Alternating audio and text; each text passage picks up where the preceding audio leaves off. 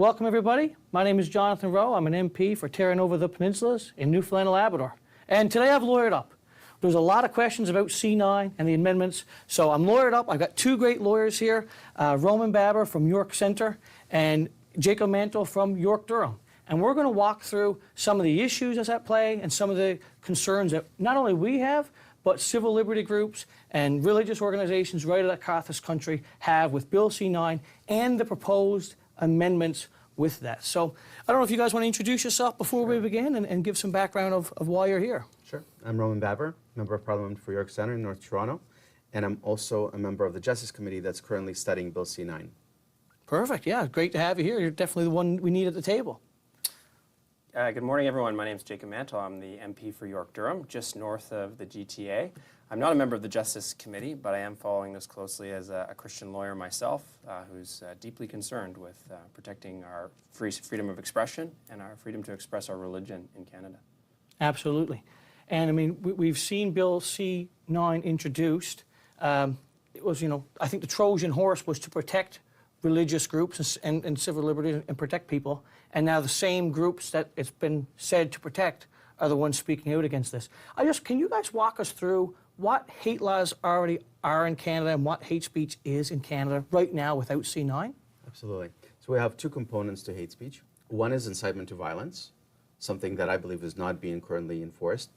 And the other one is willful promotion of hatred. Now, when you willfully promote hate against an identifiable group of people, the key provision in C-9 is that instead of codifying the definition that's used by the Supreme Court for the word hatred, Bill C-9 dilutes that definition, thereby making conviction for hate speech much easier. The existing law, according to the Supreme Court, requires an intense and extreme nature in both vilification and detestation of the identifiable group of people. Bill C-9 removes the extreme and intense requirement and only requires either detestation or vilification, which is a very low threshold. The other thing the bill does is it eliminates the need for Attorney General consent when you file hate charges. That makes it very easy to politicize a prosecution and commence. And a few other technical things. For instance, it creates a standalone offense of hate-motivated conduct that could be tacked on any civil conduct. That's very troubling. And finally, it creates an offense of obstruction and intimidation of people trying to access religious or educational institutions, but that is already illegal. Could be an assault or could be intimidation. So in other words, the bill is the bill certainly looks to clamp down on free speech, and as free speech guys, we definitely oppose it. Yeah, so right now, someone does, hate speech in Canada, it's already illegal. Under the current definition of hatred, of course. Right. The point is they want to lower that definition. Right, and then it makes things a bit more arbitrary? Absolutely, we wouldn't even know how to treat it. The courts would have to relitigate this definition.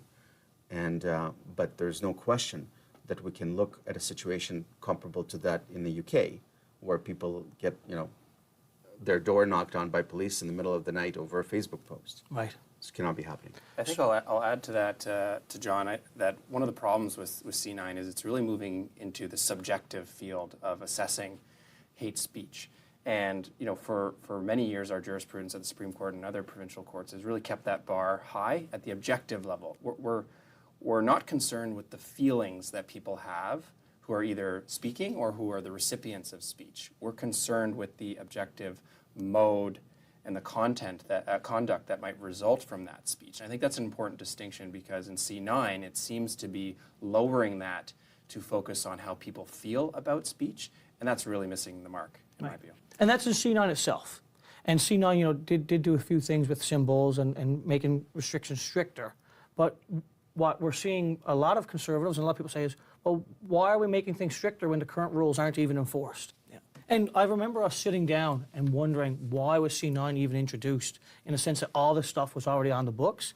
And now looking back, I kind of think it was this 2-1 combo that the Bloc and the Liberals had already made this agreement prior to this, so they could bring in this amendment where the big issue lives. And I just want to, we'll shift there and say, what is this proposed amendment, and what are our issues and concerns as conservatives and as religious people groups across the country? What are the big concerns with this amendment? So I'll speak to the amendment, and maybe Jacob will speak to the concern. So there are various defenses to hate speech under the criminal code. For instance, something's in the public interest, or truth, or you're pointing out hate speech for the purpose of pointing out hate speech. Those are defenses to hate speech. But one of the existing defenses is an opinion that's based on a religious text or something that is contained in a religious text. If you quote that or cite that in good faith, in other words, you don't mean any harm to anyone, then that would be a religious defense to hate speech. The Liberals, with the Bloc, so the Bloc Québécois, have been saying that there was this imam in Montreal who's been calling to exterminate people, and he relied on a religious exception that supposedly asking to kill the enemies of Allah. And the Quebec court decided not to charge him, prosecutors, because they did not believe that that was an identifiable group of people that he called to kill. However, the Bloc Québécois suggests that it's because of the religious exemption, which they want to remove, which is nonsense. Conservatives are obviously very concerned about this in defense of free speech and religious speech, and maybe I'll let Jacob pick it up from here. Yeah, thanks, Roman. I would also add, it's often been talked about as a defense to the hate speech provisions in the code. But I think another way to think about it is it's about the Parliament indicating to police and the public where the line is between acceptable speech and hate speech, rather than just necessarily always being like a defense, like we're agreeing that certain texts are hateful. We're not, and that's not what we're saying, and I think it's important. And that's what the court has said too. These provisions are about finding that line and signaling to the public where that line is. So the defense itself, I think one of the things that's really important is to point out what it doesn't do. And what it doesn't do is it doesn't protect anyone from incitement to violence, Right. or threats of violence. Those are not protected by Section 2B of the Charter, the free expression clause of our Charter. And that's been consistent for decades in jurisprudence. So I think it's important to point out that this defense, or what we're talking about, has nothing to do with somebody standing up and calling for violence against another group. And those are the examples that have been used in the media to sort of say, well, they're quoting from religious texts and calling for violence.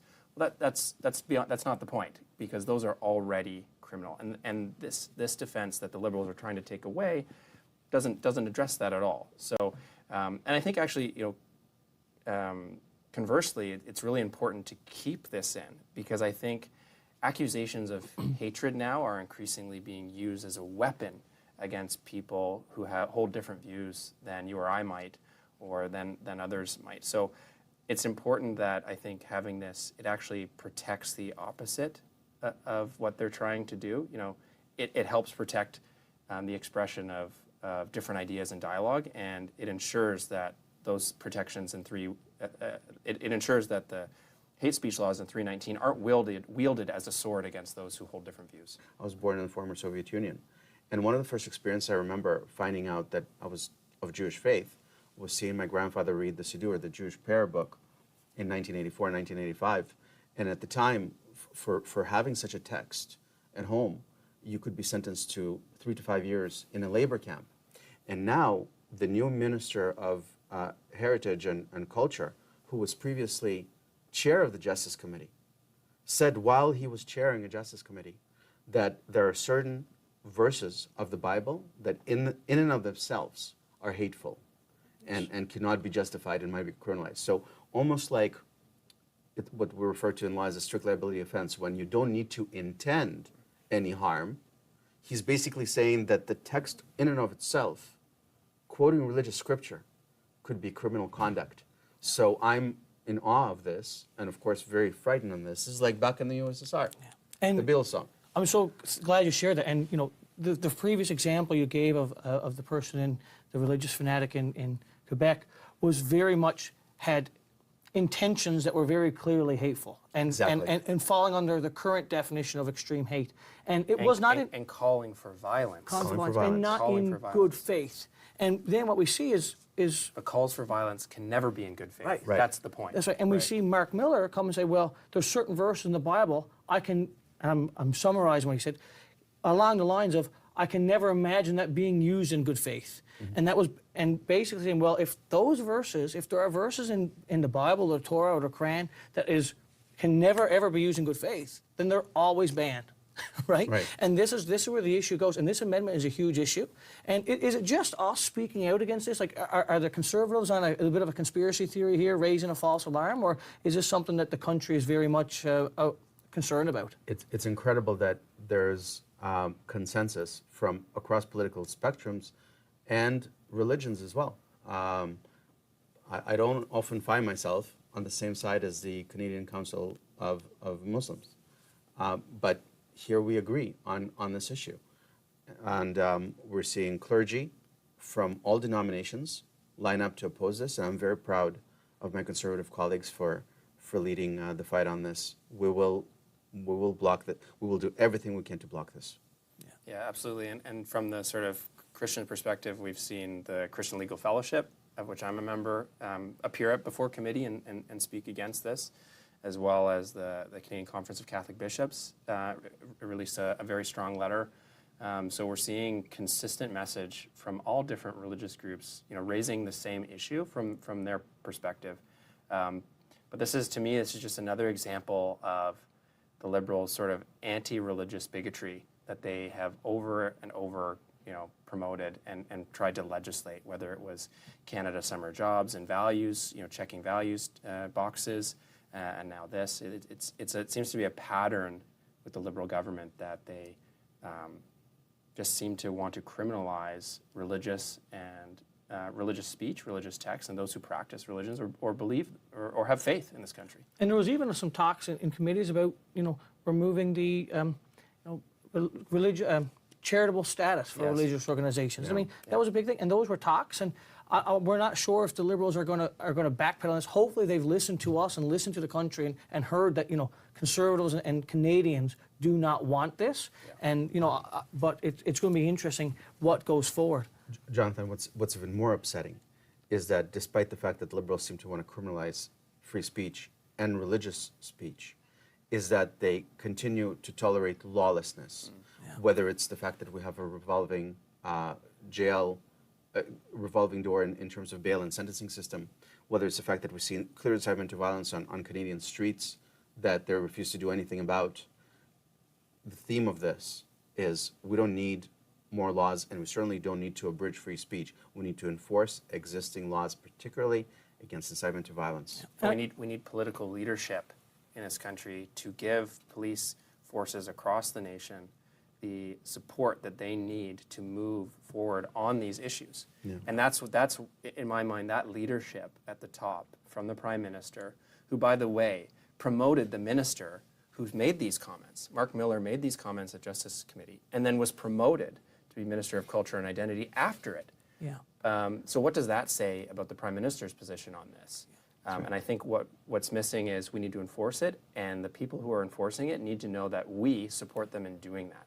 I think it's going to be very hard for the Liberals to find a way to backpedal out of this, in the sense that they literally gave him a promotion after he says these things very clearly. He was the chair of the committee, said the intents, and then gave him a promotion to be a cabinet minister. I think it's no trouble to tell this came right from the top of the Liberal Party and from the Bloc Party as well. And quite frankly, I think I really think that this C-9 was a Trojan horse. They did it in a 2-1 combo so that viewers at home can't go and read the amendment because it's in committee and it's not yet until after. And quite frankly, can't read the amendment until it's kind of too late. And that's why we're fighting so that the amendment never passes and never gets there. And we always see a Canada that's true, north, strong, and free. So thank you guys for coming and helping me explain that to my constituents and hopefully your constituents at home as well and other Canadians. Thank you guys very much for staying and listening right to the end, and be sure to follow us on Facebook and stay connected. Thank you. Thank you.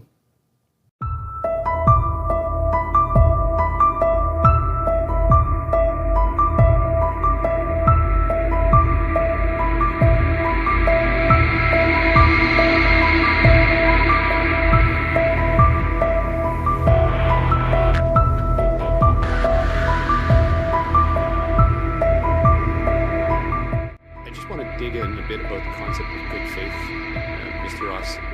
in Leviticus, Deuteronomy, Romans, there's other passages, there's clear hatred towards, for example, homosexuals. I don't understand how the concept of good faith could be invoked if someone were literally invoking a passage from, in this case, the Bible, but there are other religious texts that say the same thing, and somehow say that this is good faith. I mean, clearly there are situations in these texts where these statements are hateful. They should not be used to invoke or be a defense, and there should perhaps be discretion for prosecutors to press charges. I just want to understand what your notion of good faith is in this context, where there are clearly passages in religious texts that are clearly hateful.